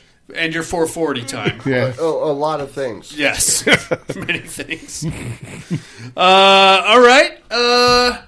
So The Sacrament was basically just a retelling of the Jonestown on a smaller scale. Yeah. A.J. Bowen, Joe Swanberg, Ty West. Ty West, yes. The guy that they got to play the cult leader. Dude, he was awesome. Right? Father. Yeah. Nailed it. Yeah. Father, yeah. Did a great job. He did great, yeah. Loved it. All right, Chuck, how about number 2? I'm going with The Ritual. Okay. Oh, I thought about that one. I thought about that one, too. I enjoyed the shit out of that movie. Yeah, it was great. Yeah. The only reason it didn't make my list is because I felt like that was more of a monster movie than a cult movie. Kinda. The monster in that thing was... It's a pagan god. Sure. Yeah, it was like a weirdo offspring of Loki. And you don't even really see the quote-unquote cult until basically the very end. Yeah, those mummified individuals in the chapel. Yeah, it was a little strange. They're still alive, I guess, but not really. Like 200 years old alive. Yeah. Good stuff, man. I like that one. I think that the best part of that movie is when they get caught in the storm and they go into that what they thought was the abandoned house, and it has that weird all that shit up there in the attic. Yeah, the weird wicker statue. Yeah. Okay. Shit. I don't care how hard it's raining. I'm getting the fuck It's out like of here. Was it like a deer on stilts? No, the statue was just like no. I meant the creature. Oh yeah, it was like a deer with a person for a head. Yeah, pretty much. But the Right face on. was down low. Yeah. It was very strange. Yeah. My number 2, The Invitation. I thought about that one too. I almost very put that good. one on. I'm like, you know what? I just talked about that movie like a couple weeks ago. Last week. Yeah. Or last week, yeah. The reason I dig that is because it shows you just how easily you can get sucked into this cult. Dude. When, what's his name? John Carroll Lynch shows up and he just starts talking so casually. Yeah. Welcomingly about how he I'm so glad you guys came. accidentally killed his wife when he smacked her into the kitchen counter. You know, you make a lot of good points. Yeah, and then we just Take notes, Chuck. Take notes for your cult club. Yeah, it's almost like you got to get them in this awkward position of, I don't want to make this any weirder than it already is, so I'm just going to go along with whatever you're saying because I don't want to be the freako that freaks out. Right. So instead, we're just going to smile and play along and hope we can get the fuck out of here until the red candles go up and everybody gets butchered or poisoned. Right. Great show, dude. Love that one. Sure is. All right, how about number 1, buddy? Midsummer. Okay. There we go. Yeah. Right on. Yeah, I just really enjoy that one. Right on. I've seen it probably a handful of times, and I really could put this on at any time. Just watch it. I really enjoy this one. Cinematically, it's brilliant. Yeah. Ari Aster does great work, dude. Yeah. Yeah. And that actually, you could... So, I don't know if you guys know this, but there's actually a tie-in between Hereditary and Midsummer. Did not know that. So, you really got to look for it. Okay. We've all seen Hereditary. Oh, yeah. Yeah. And Couple we've all- times. And obviously, we've all seen Midsummer. The two main characters, the chick and her boyfriend. As Toni Collette is walking out of the arts and crafts store, you can see those two walking in. Oh, no shit. Yeah. Huh. I have to look for that. Yep. Yeah. Easter egg. Yeah, it's just a quick little thing. You see them for... If you're looking for it, you know what you're looking for. Yeah. You spot them and you'd be like, hey, there they are. They're walking in as she's walking out, and then we get that weird, uncomfortable exchange in the parking lot. Right. So, yeah. I'll be damned. That's kind of cool. I guess there might have been like some nuances of an Ari Aster universe. I haven't seen Beau is Afraid yet. Okay. So, Me either. Me neither. That's the one with Joaquin Phoenix where he's... I don't know what that... Huh. I have not seen it. I don't know anything about it. Anything with Joaquin has potential to be really good. Yeah. True. Yeah. I like that movie where he kills everybody with a hammer. Which one is that? Yeah, I don't know if I've seen this one. He specializes in finding human traffickers, and then he tracks them down, and he only uses like a ball peen hammer, and he just kills everybody with a fucking ball peen hammer. All right, when you think of that, you got to let us know. I will. 'cause I have not seen this. I will IMDb it, but he basically plays the Joker, just without the face paint. And Holy shit. He just literally like tracks people down, kicks the shit out of them. Where's the girl? I don't know. Oh, you might be in there. Okay, go in there, kill everybody with a ball peen hammer. Kind of reminds me of my favorite movie, Falling Down. Kinda. Michael Douglas was a lot more cheeky. Yeah. Yeah. Right on. All right, how about number 1 there, Chuck? So, for purely nostalgic reasons. Oh, shit. Twilight. Children of the Corn. No. when I was 7, I lived in Kansas. Okay. And I saw a lot of horror movies when I was a child. Like, way before I probably should have seen them. What's that Yellow Brick Road? Texas Chainsaw, I think I was 5 when I saw that. Attaboy. Damn. It is Children of the Corn. Yep.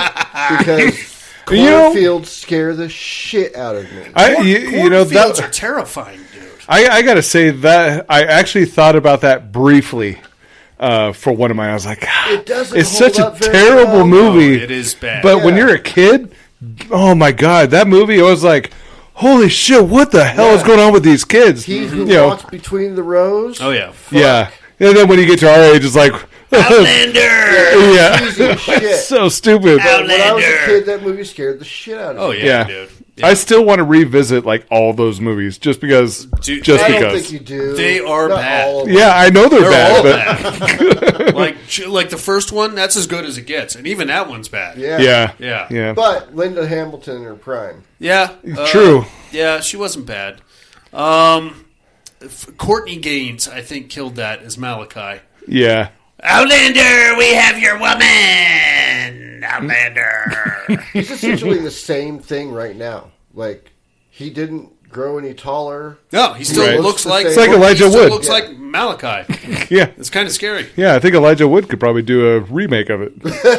No, the dude that played Isaac, he shows back up in like part 6. Oh, the red. Oh, yeah. He still looks exactly the same. Yeah, the ginger. Yeah. Is he the one? No, that was Courtney Gaines. Isaac was the Quaker Oats kid. Is he okay. is he the one that was in that one with Tom Hanks with the weird community area? Oh, and the Burbs? Yeah, the Burbs. That redhead that like pulled out the trash. Yeah. Yeah. That's a great movie, too. I love that movie. Yeah. Right on, dude. My number one is a more recent film. You can't go full cult unless you dip your toes into Lovecraft country. Okay. Gentlemen, is what I say. What are you talking about? And for that, I'm going to The Void. Yep. Oh my gosh. Beautiful. I forgot that was even a cult movie, but man, when they show everybody on the outside, fuck.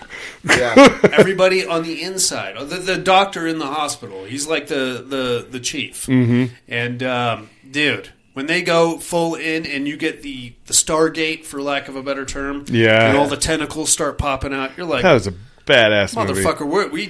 we I forgot about that We're about one. to dip into the Shuggoths right here. That's where we're going. I want to see a universe with that. So the only complaint that was really voiced about that movie is that it was light on plot, and it was basically made as a special effects showcase for the effects artists. Okay. No problem here. I have zero problem with that. Yeah. And you know what? If you want to minimalize the dialogue and keep it to a central location, I'm 100% down. Yep. But when we get into all of the funky, lighting people on fire, and the dudes out in the woods with the weird hazmat suits. Just standing there still, just creepy as shit. Yeah, I'm all in, bro. Yeah. I'm all in with that. That is our meat hook for the week, inmates. Top 3 cult movies. I know you've probably emailed us this one in before. If you haven't, we'd love to hear from you. PaddedRoomPodcast.com is where you go. Just hit the mail link and it'll zap you right to us, or you can call us. Mental health hotline is area code 775-387-0275. Unfortunately, or fortunately, I should say, it is now Terradome time, gentlemen. Yeah. No tears, please. It's a waste of good suffering. I'm not gonna hurt you. You didn't let me finish my sentence. I said, I'm not gonna hurt you. I'm just gonna bash your brains in. I'm gonna bash them right the fuck in. I'll kill you all. I'll drive you crazy. I'll kill you all. My worst dream come true. 6-year-old child with this blank, pale, emotionless face, the blackest eyes, the devil's eyes.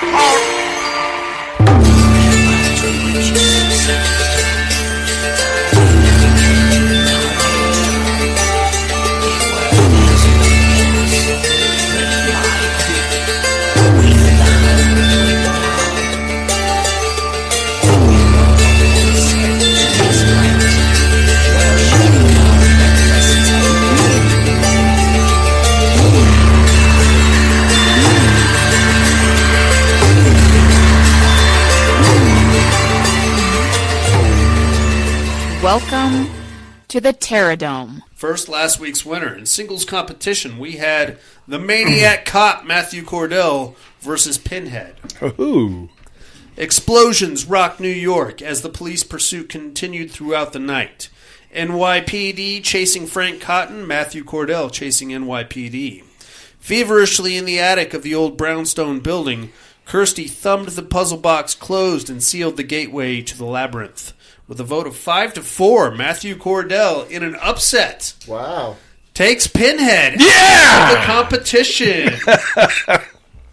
I kind of like that. I think I was the only one that voted Maniac Cop, wasn't I? Oh, no. Well, Tom here. Well, yeah, but Tom Hardy just votes against whatever I vote for. So Thank you, Tom Hardy. yeah, so now I'm going to start voting against what I would vote for, and then he's going to vote for who you want to vote for. What I would vote for. You're so funny. See there? Look out for that. You got to outsmart these fuckers, buddy. Let's take a look at this week's matchup, shall we? Oh, yeah. We are in the Asylum Conference Round 3. As usual, inmates, bear with me. I'm not much of a writer. Finding a usable workspace in a small town was always difficult.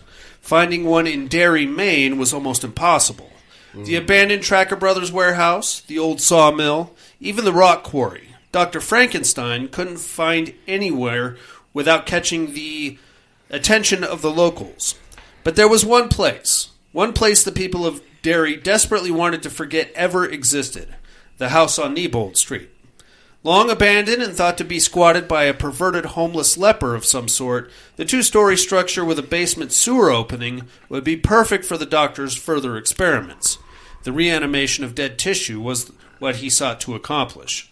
With the children of Derry dying and disappearing at an accelerated rate, he would have no shortage of test subjects and spare parts. Singles competition, we have Pennywise the Clown versus Dr. Frankenstein.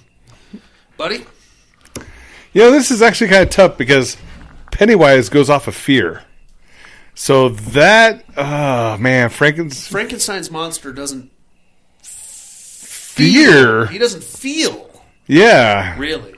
Well, I mean, okay, but if you get later into the book, then he experiences loneliness. Right. And that's why we create the bride. But okay, so if he can feel loneliness, then he can feel fear. Can feel fear because then he's afraid of being lonely. You know what? I think I just talked myself into Pennywise. Yeah, but I'm going to throw it out there. You know what? I'm going to go for Frankenstein's monster. Okay. Chuck? I immediately went to Pennywise. Okay. Are you staying with Pennywise? Yeah, I think I am. I think I got to go Pennywise, too. The only reason I go Pennywise is because he preys on children.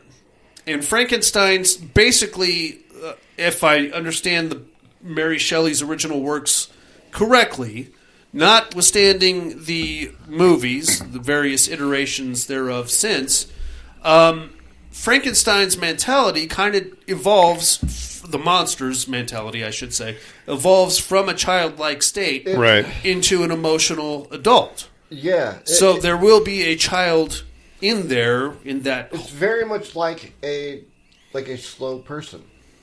To start with. Yeah. Yeah. And he has empathy. Yes. For certain, Yeah. Yeah. I go Pennywise also. I think I talked myself into it. And Chuck into it also, apparently. Yeah.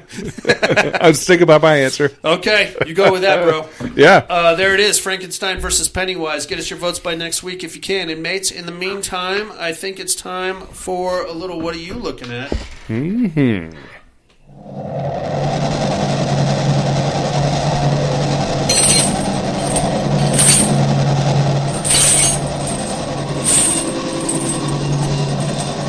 What are you looking at?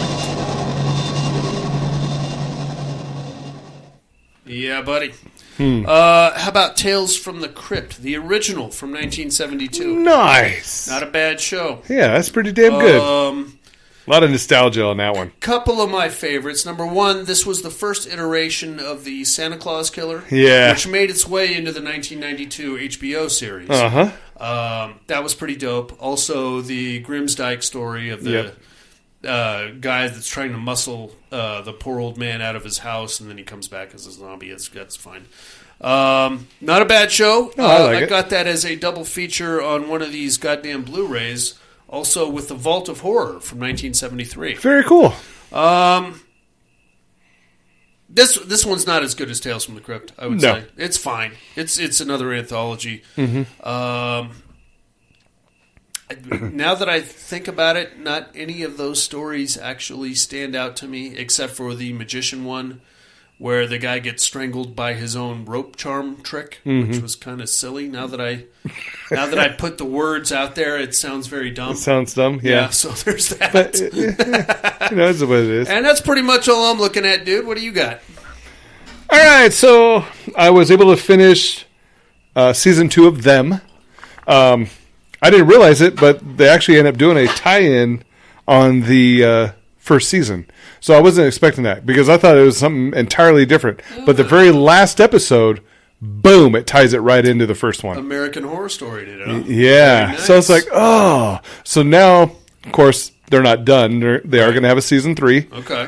But it makes me want to revisit the first one now because of what they just did. I'm like, oh, because sometimes they do, here's the same actors, and then this comes out, I was like, oh shit, no, this actually, well, I don't want to spoil it, but it's actually tied to the first season. So there's a couple of different shows that do something similar to that.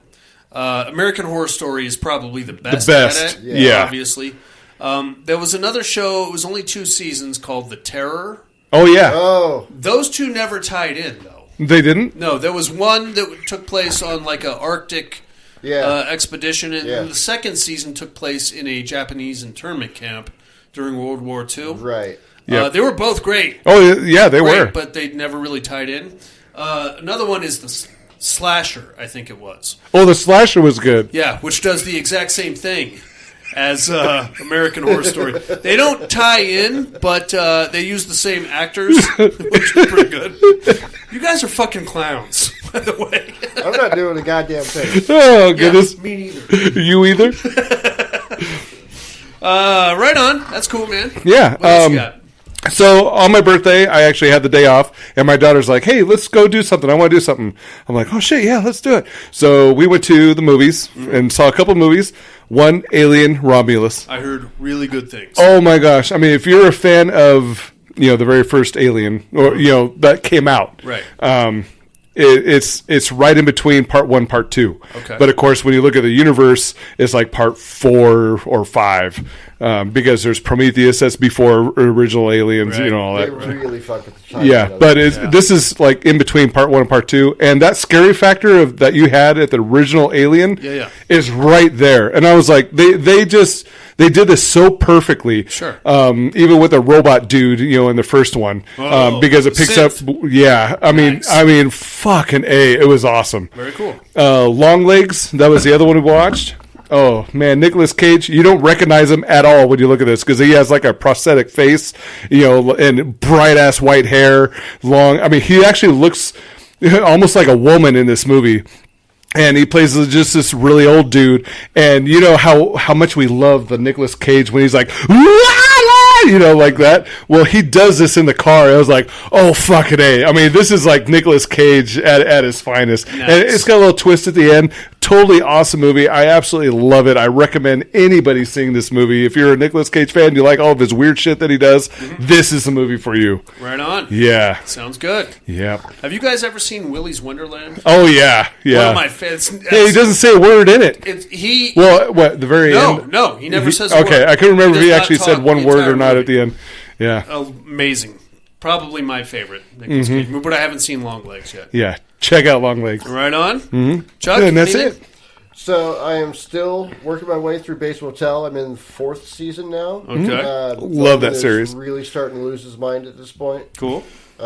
Wearing his mother's clothing and thinking he is his mother. Mm-hmm. And I also watched, just for research for the Meat Hook this week, The House of the Devil. Oh, that's okay. That's a great one. That's Yeah, a good call. Yeah, it's a good movie. Dude, when Greta Gerwig gets her pop capped, nobody saw that coming. It almost looked like that actually happened. Yeah, I mean, it's like, hey, do you know you're the kapow? Yeah. Yeah, where the shit did that come from? Okay, then. Wow. Yeah. What the best part of that is that you spend, that's probably a good 50 minutes into the movie. And up to then, it's all pizza parlor, Tom Noonan being a little creepy, but not too creepy. Just her doing her little risky business montage around the house. Yeah, pool. Where's this going? And then the pizza guy shows up, and you're like, oh, he's a fucking weirdo with the pizza. And then, boom! Yeah. Don't see that coming at all. Nope, that's a great show. What else you got, Chuck? That's pretty much it for this week. Right on. Cool. If you're interested and you want to know more about House of the Devil, go to Shudder and watch Joe Bob's Last Drive-In version of the House of the Devil. It's the same movie, but like he explains a lot. He like gets into like where Ty West came from and what his inspiration was. The whole deep dive. Where they got all the props for the movie. You know, what he was going for with this and this actress and where she came from. It really, but same chick that was in Insidious. Which one? The main girl. Yeah. So, you know, if you really want to know more about it, but it's going to take an hour and a half movie and make it about 4 hours long. Yeah. But it's kind of fun if you want to do it. Right on. That's all we're looking at, inmates. I think it's time for some immersion therapy then. Yeah.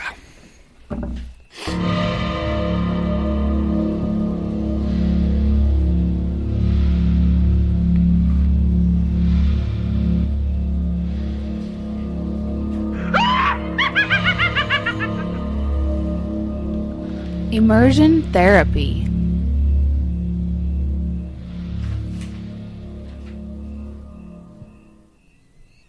You know, I didn't really think of it that way until Tim said it.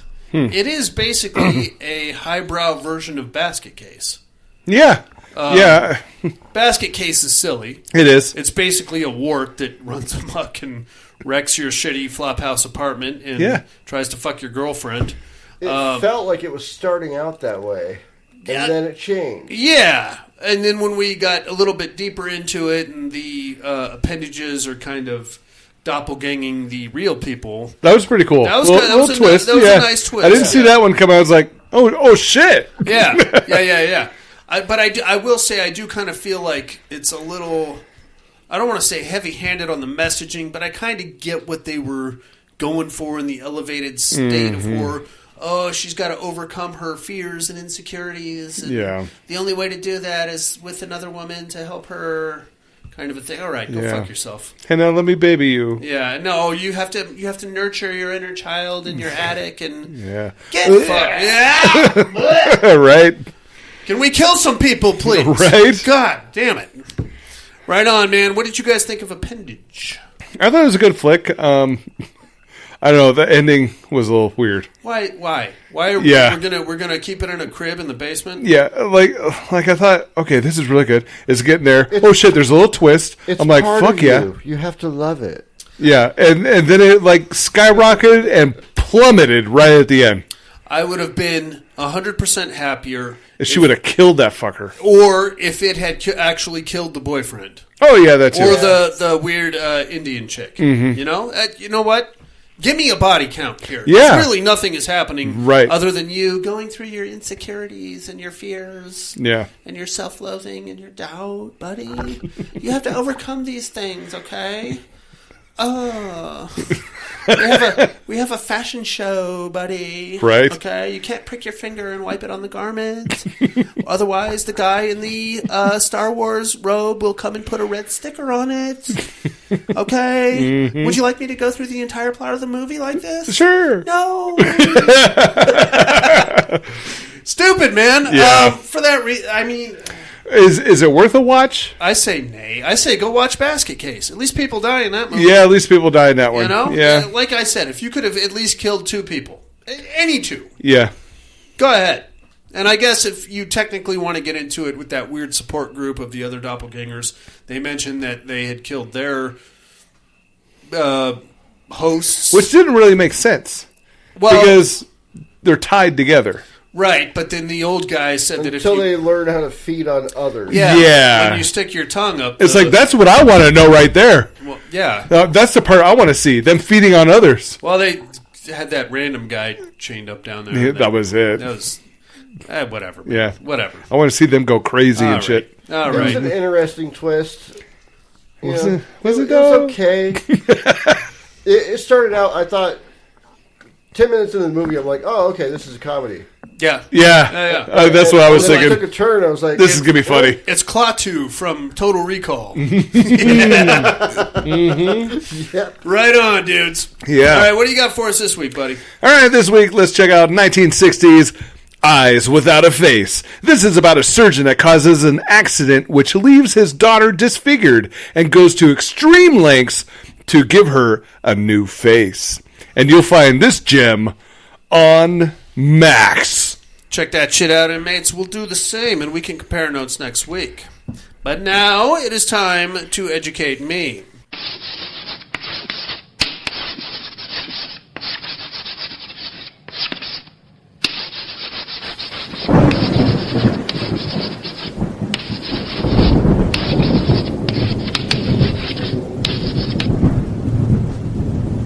Educating Miss Monica.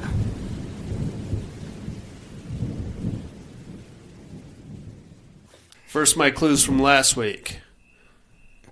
I hooked up with a chick from work. Everything was going swimmingly. We had sex. I do that all the time. Once or twice. I heard that about you. You nasty guy. Now she's pregnant. I got to go over there and be a man about this. I got to meet her parents and, hash all that shit out. I would like her to move into my ridiculously small apartment with the talent show of small people living in my radiator. She's down. Unfortunately, she changes her mind, drops the weird turkey neck baby off, and hauls ass on me. Now I got to take care of this weird pustule-ridden velociraptor, I guess. And fucking thing died, but that's okay. It blasted off into space. I am, of course, Eraserhead. Mm-hmm. And if any of that makes sense to anybody, I would love to hear an explanation, because I don't fucking get it. I like that movie. Good for you. Nothing about it makes sense. No, I don't think to anybody. Yeah. Now, there's other David Lynch movies that do make sense, and you can definitely beat off to. This is not one. Especially if you're into Sherilyn Fenn, circa Oh 1992. my God. Which I was. Holy down crap. On that list. Mm-hmm. There's a ridiculous sci-fi movie called... you know this one, right? Huh. Sherilyn Fenn? Sherilyn Fenn? No. Dude. Oh. Dude. There's a ridiculous sci-fi movie. I think that it's called Galactus. She has a girl-on-girl scene that will blow... I'm already in. Your balls clean off your fucking... You'll pull your dick clean off to that one. All right, enough about that. Who might I be this week, you ask? Good question. Gentlemen, I am a concerned friend. It appears my scientific colleague has sequestered himself in the basement for quite some time. He was working on a molecular breakdown apparatus and means of possibly transference of moleculars from one point to another via molecular transference. Everything was going somewhat smoothly, and he was achieving some results, but all of a sudden, he locked himself down there and will not come out. His wife is terrified. There's a lot of banging, a lot of other weird sounds going on down there. She actually did get him to come out once, but he covered his face and his arm, and he would not take the cover off his face and his arm. And now she's called me to come in and try to get to the bottom of this. His kid is obviously terrified also. I am a smooth operator. Ooh. And I might just end up having sex with his wife. In fact, I think you should. I think I do by the end of the movie, now that I think it. Because there's a lot of... touching, and you've got to listen to me. Okay, well, anyway. I just hope that no insect life has invaded his workspace at the least opportune time. What, like a praying mantis? Because if that was the case, Chuck, who knows what kind of molecules got meshed into other molecules and what kind of things could have came out of that. And the whole thing hopefully wraps up in a very silly way, right next to a park bench, with me taking my shoe off and just smashing it, because nobody should have to do that. Those transporters can fuck some things up. He asked for help, so I think the best thing to do is just step on him. All right, who might I be, you ask? You tune in next weekend, mates, and I will drop some knowledge. I wonder.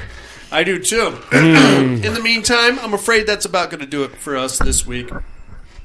Thank you very much for joining us and for wrapping up Demon Month here in the Padded Room. Thank you, everybody. Join us next month for Alien Month. Yes. We're going to kick things off with Night of the Creeps, baby. Woo! That's a good starting point. Like, comment, subscribe wherever you heard this show. That helps our visibility quite a bit. If you have time, head on over to paddedroompodcast.com. Find all kinds of fun shit over there. Pictures of me superimposed on black man's penises, as well as hot dogs. Pterodome links, meat hook links, anything you need to know about us. You can email us through there if you like, or you can call the mental health hotline, area code 775-387-0275. In the meantime, fellas, you got anything else in the week? Are there pictures of me superimposed on Little Smokies? I don't believe so. No, not yet. Tony is pretty... It's coming, I'm sure. Yeah, Tony's pretty partial to me. Yeah. And for some reason, he only uses one particular picture of me to put it... And then sometimes I'm in there. Yeah, he has thrown Buddy in one or two. It's disgusting. I'm not surprised you would be in there. Oh, no. I think he was on All the Black Men, and I was on the blonde sitting on the couch, if that rings any bells. Which should have been the other way, because he's 1%. You would think so, yeah. That's just me. 4, insect life and the scientific experiments that it can fuck up. Demons, surgeons that go crazy trying to help their daughters and the damage they can do. Anthology films, how great they can be or how bad they can be. Crazy cults. Cthulhu cults. My cult. Chuck's wanting to start up cult. Grassroots Do this. cult. And the Padded Room podcast. I'm afraid visiting hours are over. Bye and have a great week. Cry.